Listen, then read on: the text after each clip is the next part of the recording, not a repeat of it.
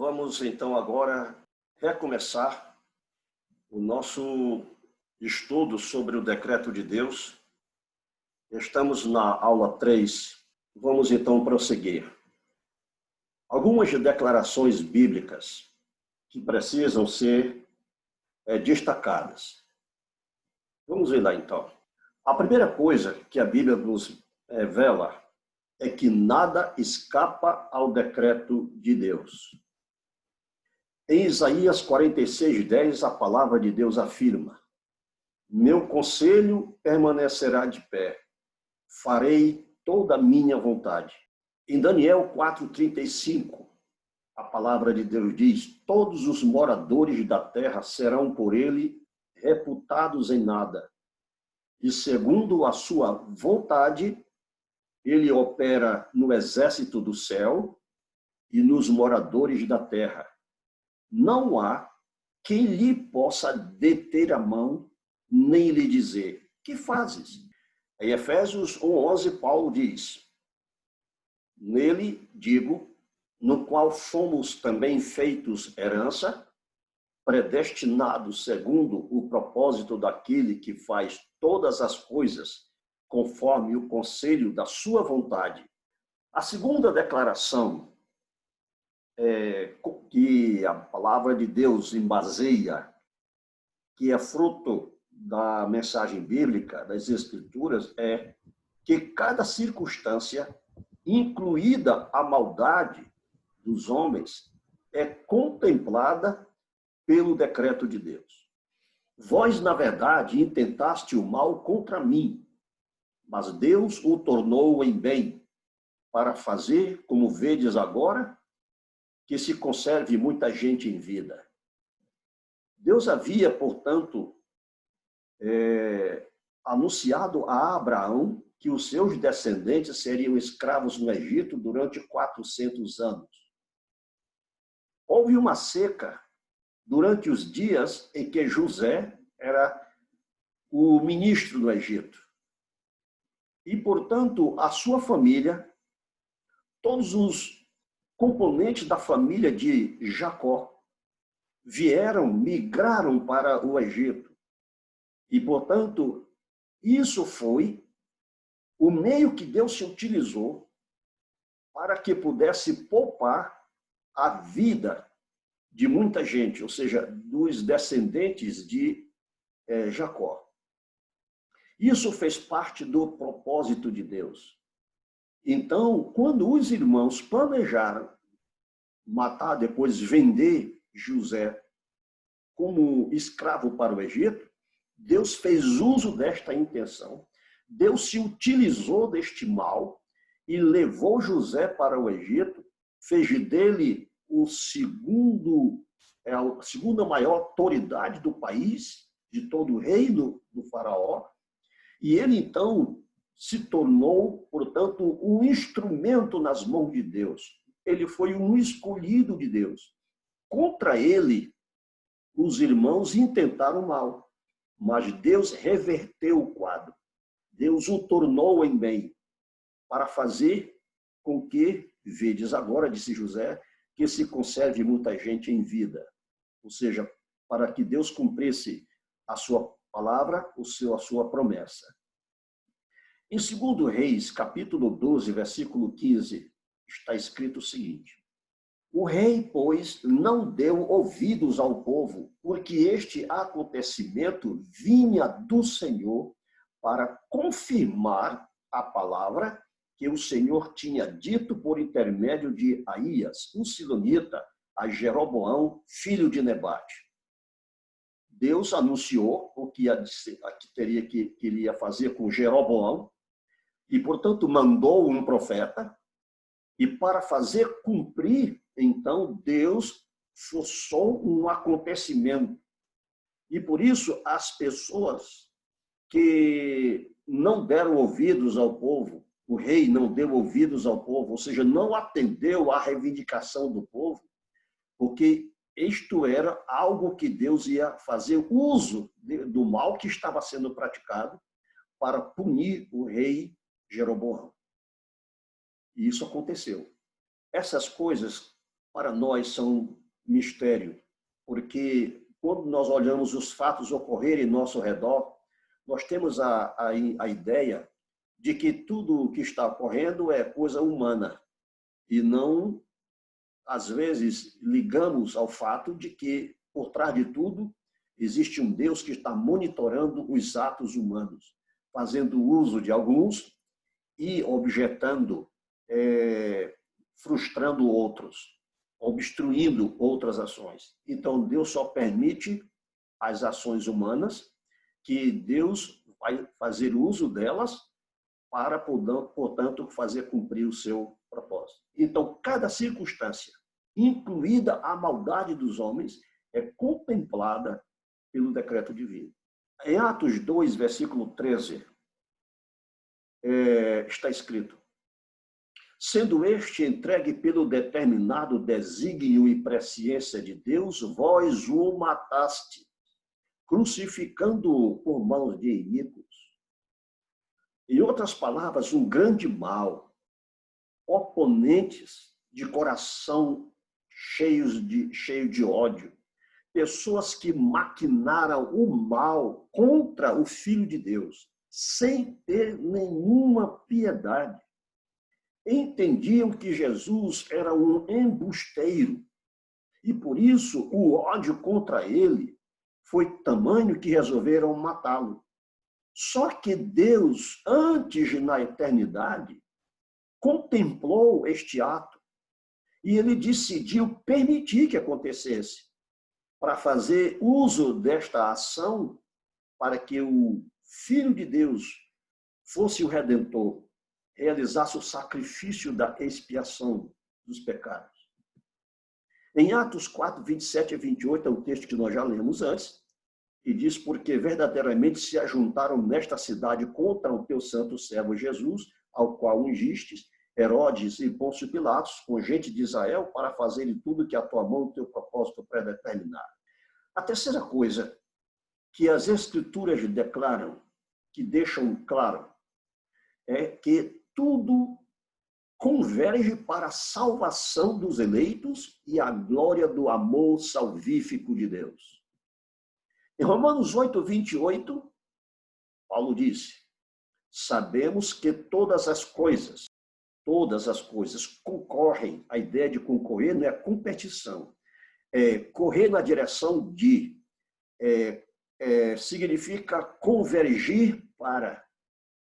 Então, todas as coisas contribuem, convergem, são conduzidas na direção do bem daqueles que amam a Deus, daqueles que são chamados segundo o seu propósito. Então, Deus faz que todas as coisas que acontecem venham contribuir, venham causar, venham trazer como resultado o bem daqueles que amam a Deus, daqueles que são chamados segundo o seu propósito.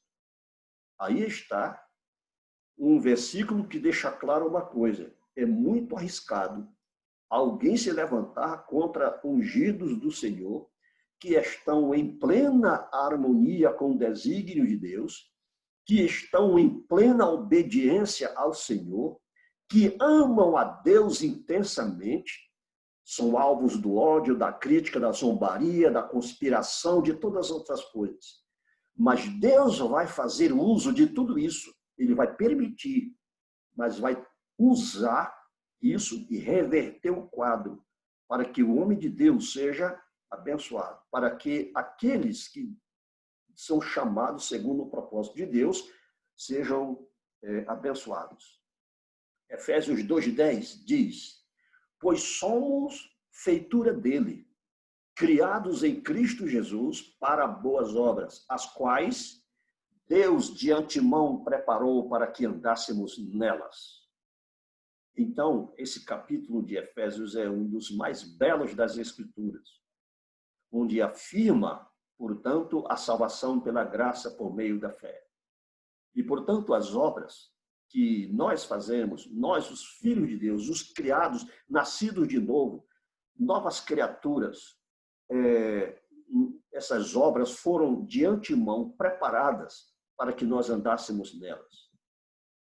Filipenses 2,13 diz, porque Deus é quem efetua em vós tanto o querer como o realizar, segundo a sua boa vontade.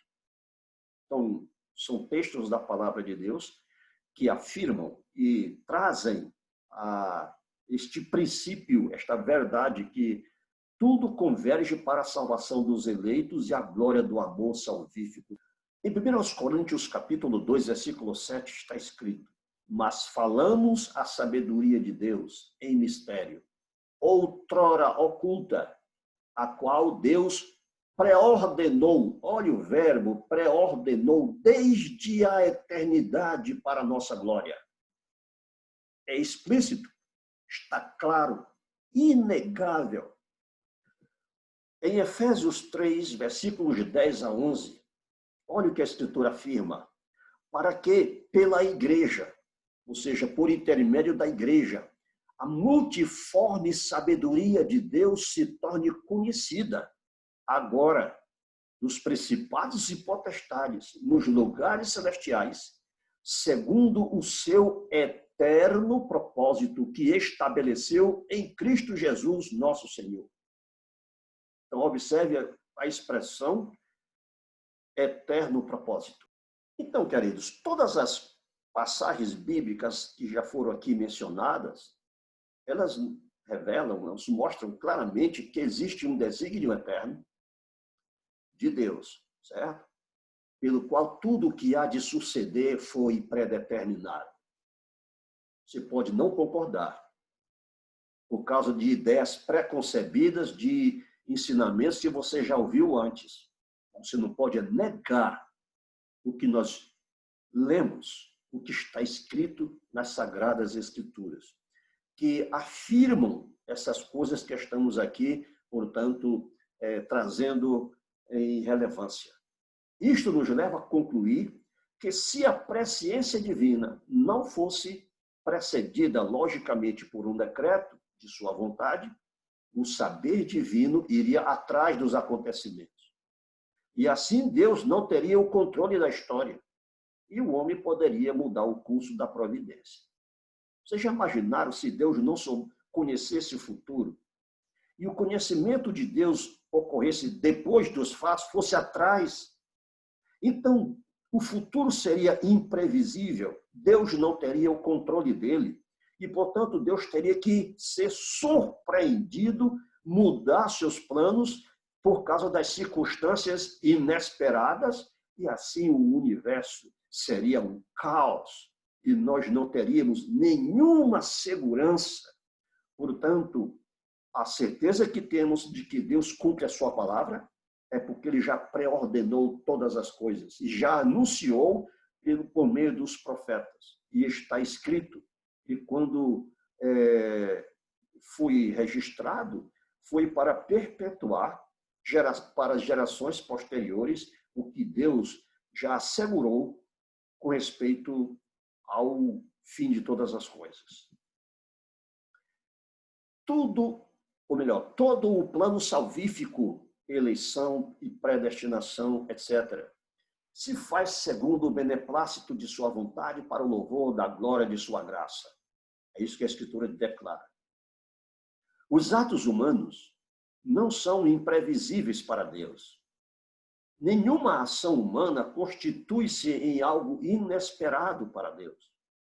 Deus, em sua presciência, contempla na eternidade tudo que o homem fará e já tem preparado de antemão todas as providências necessárias para que o efeito de tudo que o homem fizer culmine na concretização dos seus desígnios.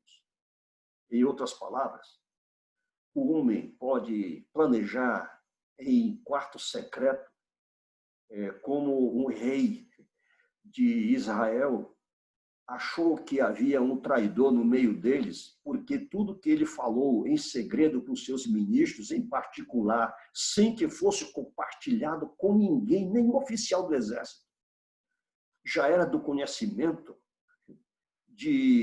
dos seus inimigos, porque o profeta do Senhor revelou. E aí, então, um deles, dos ministros, disse o seguinte: não há traidor entre nós. acontece que há um homem de Deus, é que ele sabe de tudo que tu planeja, que tudo fala no teu quarto de dormir. Não é o homem de Deus que sabia, é que Deus revelou ao homem de Deus. E por isso, o profeta, o vidente, era aquele que tinha a revelação de visões das coisas que estavam acontecendo, oculta aos olhos dos homens, mas presente e aberto, perceptível aos olhos divinos. Então, nada, certo? O homem pode fazer para obstruir os planos de Deus. Com respeito às objeções do decreto de Deus, vai contra a liberdade do homem, diz alguns. Pois se o decreto de Deus se cumpre necessariamente, o homem é reduzido ao papel de robô. Qual é a resposta que devemos dar? Bom, é o seguinte, sendo firme o decreto de Deus, é necessário que se cumpra. Mas isto não significa que seu cumprimento se imponha como coação de Deus sobre o homem. O arbítrio do homem se rege por leis psicológicas que Deus estabeleceu. Os atos humanos são livres e de inteira responsabilidade humana. É a mente humana que, meus irmãos, é quem produz os pensamentos. E o salmista disse, de longe penetras os meus pensamentos. O fato de não haver segredos para Deus dentro da mente humana, então isso não significa que o homem é robô. Não, é que Deus se antecipa em definir quais as providências a serem tomadas. Quando o homem agir, Deus já tem uma medida definida para intervir na situação em que o homem realiza. Então, o homem não é um robô. É Deus que se antecipa em providenciar uma resposta à ação do homem. Então, nesse caso, tudo que o homem pensa, tudo que o homem decide e tudo que o homem faz é de inteira responsabilidade humana.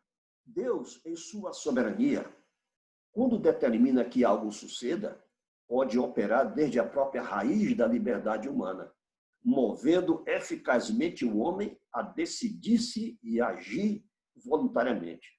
Nós não vamos ter tempo para ler essas passagens bíblicas, mas vocês poderão consultar essas referências, onde vão encontrar, portanto, a ação de Deus, certo? Como soberano, nestas situações. Outra objeção que as pessoas levantam, alguns teólogos, principalmente os arminianos, conduz ao fatalismo, pois se está escrito, como vulgarmente se diz, não se pode mudar o nosso destino. Qual é a resposta que é dada? Os decretos de Deus não excluem, pelo contrário, incluem o que achamos que é de nossa parte fazer. Posto que, no que nos concerne, o decreto divino tem em conta não só o fim que Deus persegue, mas também os meios para obtê-lo. E nos meios para obtê-lo é que Deus conta com a nossa cooperação. Você deve ter lido muitas passagens narrativas do Antigo Testamento de como Deus fez uso dos seres humanos, de reis, de nações, de povos, de exércitos, etc. Outra resposta que é dada para essa concepção de fatalismo. Se as pessoas argumentam que o decreto de Deus conduz ao fatalismo, pois está escrito, e como vulgarmente se diz, e não se pode mudar o destino, então a resposta que se dá, continuando, o que Deus tem preparado de antemão, que são as nossas boas obras, para que andássemos nelas, em Efésios 2:10 diz isso, não nos exime do direito e da responsabilidade de decidirmos andar nelas. Nem tampouco o fato de que Deus efetua em nós, tanto querer como realizar, Filipenses 2:13, nos exime da responsabilidade de desenvolver a nossa salvação com temor e tremor. Em outras palavras, Deus pode trabalhar na vontade humana, mas o homem pode se rebelar. Ou seja, os crentes são exortados a cultivar uma vida de comunhão com Deus, de obediência, para que a sua salvação, a obra que Deus já iniciou no passado, ela desenvolva, prossiga e conclua. Nós aprendemos que a salvação é uma obra progressiva. Ela tem 3 fases. No passado, a justificação. No presente, a santificação. E no futuro, a glorificação. Portanto, nós fomos salvos quando Deus nos selou com o Espírito Santo. Justificou, nós somos justificados pela fé. Esta salvação é desenvolvida, nós somos aperfeiçoados, nós estamos amadurecendo até nos tornarmos conforme a imagem do Filho de Deus. E nós somos predestinados para sermos conforme a imagem do Filho de Deus. Até que todos cheguemos à unidade da fé, do pleno conhecimento do Filho de Deus, à estatura do varão perfeito. Essa é a coisa que se chama de desenvolver a salvação. E nós temos parte na submissão a Deus. E quando nós pecamos, quando nós nos revoltamos, vem a disciplina corretiva para nos dissuadir do pecado. A outra objeção que se faz de Deus o autor do pecado, quando a Bíblia diz que isso é impossível. Qual é a resposta que damos a isso?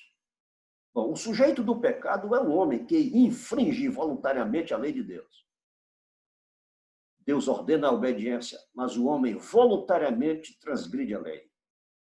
É certo que o decreto de Deus tem em conta a defectibilidade, ou seja, os defeitos que o ser humano tem. E acopla essa defectibilidade ao seu plano, mas reprova suas ações abomináveis, mesmo não as impedindo violentamente, pois se assim agisse, o homem teria a sua liberdade cassada. Como disse Santo Agostinho, Deus mostra a sua sabedoria e seu poder, não impedindo que haja males, mas sabendo aproveitar-se desses males para, por meio deles, conseguir o bem. Nós temos agora um outro tema que é as distintas concepções sobre o decreto de Deus. E nós vamos deixar esse assunto para a próxima aula. Está agora aberta a discussão. Eu só queria que o senhor explicasse, eu estava lendo na sistemática de Gruden, a relação do que o senhor falou, de que Deus ele não tenta, né? Mas ele permite o mal, né, na nossa vida. E só que ele faz lá também um comentário em relação de que o homem também é responsabilizado por Deus por agir, né, por nossa natureza ser má. E aí como é que fica nessa relação entre Deus ele não tenta, mas também ele pune? Isso é por conta do entre aspas, livre-arbítrio que o homem tem? Veja bem, vamos aqui botar os pingos nos is. Quando você falou que o Wayne Grudem fala que Deus não tenta, na verdade o tentador é Satanás. Ele é o agente do mal, mentor do mal. Ele faz a mente do homem. Ele cegou o entendimento. O entendimento tem a ver com a mente humana. O entendimento dos incrédulos para que sobre eles não brilhe a luz do evangelho da glória de Cristo. Então o incrédulo está com a mente cega. Então o diabo não se preocupa com ele. A preocupação é com o cristão. Porque agora o véu da incredulidade foi removido. O Espírito de Deus habita e guia a vontade do cristão.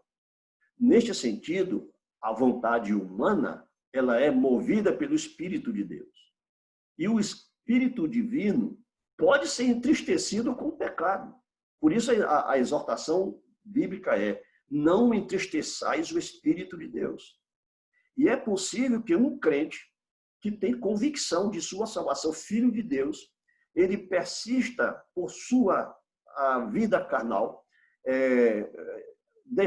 deixando-se levar pelos apetites da sua natureza pecaminosa, ele chega a resistir ao Espírito de Deus, que convence ele do pecado, dá um alarme, move o indivíduo e ele resiste tanto que a palavra de Deus diz que ele pode apagar.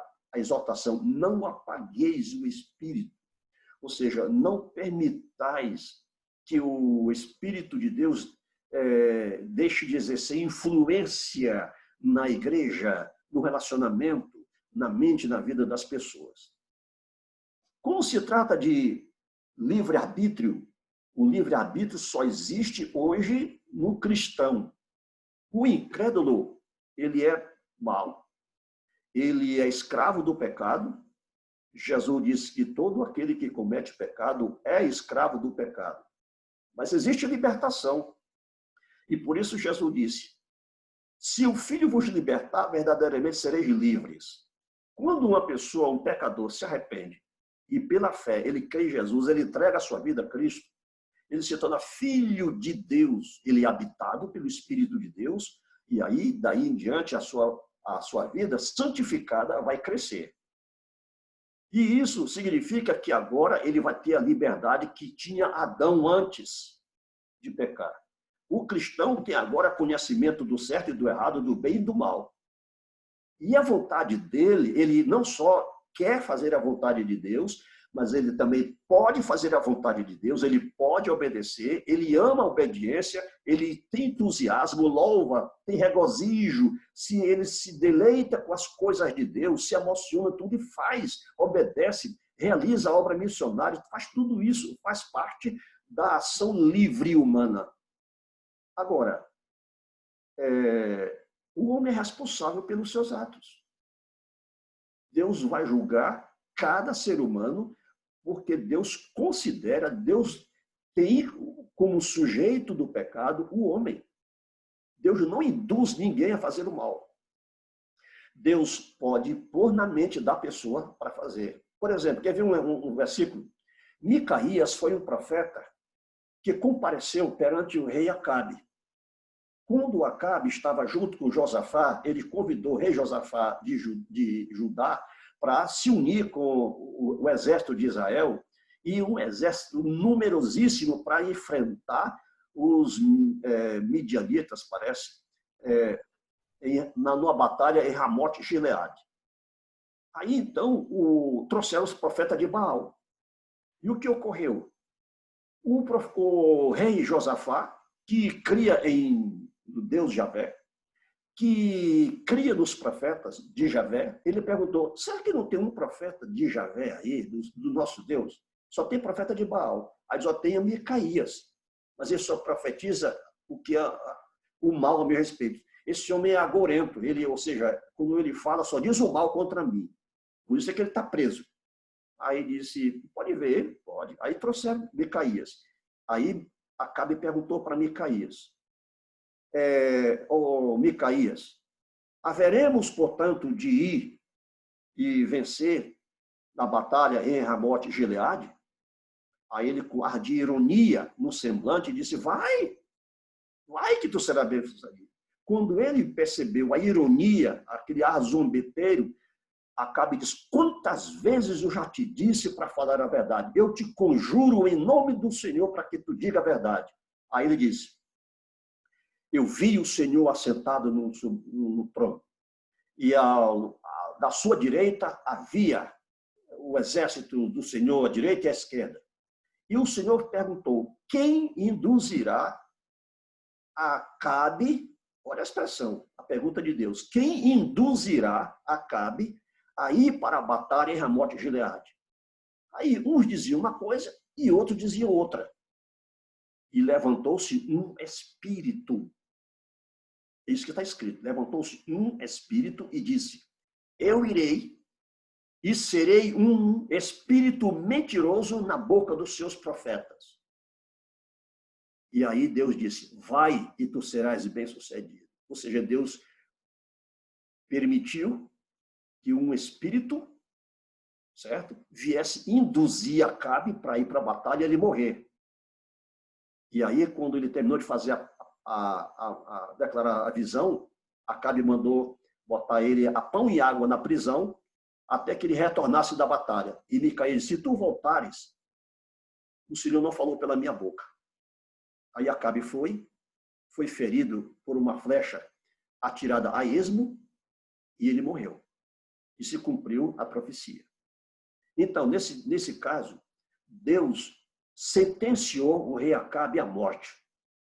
Deus decidiu humilhá-lo por causa da arrogância, das suas blasfêmias, das injustiças, do morticínio dos profetas que ele causou, por meio de Jezabel, e Deus sentenciou ele à morte. E para isso, para induzir ele a ir para a batalha, para morrer em campo de batalha, Deus mandou um espírito maligno. O mesmo aconteceu também com o rei Saul. Deus tirou dele o Espírito Santo e pôs nele um espírito mau. Isso diz respeito à soberania divina. Mas por que Deus fez isso? Porque Saul desobedeceu continuamente a Deus, fez o que era mal. Ele não fez aquilo que o profeta Samuel direcionou para ele. Então, nestas situações, o que nós aprendemos? É que o ser humano é um agente livre. Deus soberano determinou os limites da liberdade humana. Deus colocou o homem dentro das fronteiras, da cerca. E o homem não pode pular a cerca. Deus deixou, portanto, dentro do espaço delimitado, fixou, Paulo disse isso no Areópago de Atenas, ele fixou o espaço, o lugar de sua habitação e o tempo de sua existência. Se Deus determinou limites para o homem não pode ir além do que Deus permite ele ir. Nesse sentido, a liberdade humana de agir está sob o controle de Deus. Deus é soberano. Ele deu a liberdade humana, não caçou essa liberdade, mas só que a vontade do ímpio ela está escravizada ao pecado, a Satanás. Já a vontade do cristão, ela está liberada. O cristão agora não é só um agente livre, ele tem o livre-arbítrio que Adão teve antes de pecar. E nós, como Adão, pecamos. Agora, mais pecamos por quê? Porque a natureza decaída não foi erradicada. Nós ainda estamos dentro do corpo do pecado. Como disse Paulo, o bem que eu quero fazer eu não faço, mas o mal que eu não quero fazer, este eu faço. Miserável homem que sou, quem me libertará deste corpo, desta morte? Graças, portanto, a Deus Pai, por Jesus Cristo. Ou seja, Jesus trouxe essa libertação. Então, virá o dia quando nós vamos estar despojados de tudo que é pecaminoso dessa natureza e vamos estar em perfeita liberdade, em perfeita sintonia com Deus. Nós já fomos reconciliados, portanto, agora, como filhos de Deus, somos herdeiros de Deus, nós gostamos das coisas de Deus, nós queremos as coisas de Deus, nós oramos a Deus, nós realizamos as obras de Deus, mas também nós pecamos. E Deus permite que aconteça. Então, as obras humanas, Deus controla. Mas ele pode induzir, como aquele texto que nós lemos, de 1 Reis, eu me esqueci, capítulo 12, parece, que aquilo Deus incutiu na mente deles para que fizesse um evento, acontecer uma coisa. Então, Deus move pessoas. Às vezes, pode ser grosseiro a ilustração que eu vou dar, mas eu imagino como jogador de xadrez, movendo as peças, olhando as estratégias do outro lado do oponente e conhecendo as possibilidades, as alternativas que o outro tem. O jogador de xadrez inteligente, ele vai movendo suas peças para que ele neutralize as ações do outro e até que ele dê o checkmate. No final da história, Deus vai dizer para o homem e para o diabo, checkmate. Bom, eu não sei se deu para entender. O nosso tempo está chegando ao limite. Sim, obrigado. Aí nós podemos, então, fechar e reabrir para ganhar mais 40 minutos para discussão, se assim for à vontade de vocês, se vocês quiserem. Para mim, estou satisfeito aí com a pergunta.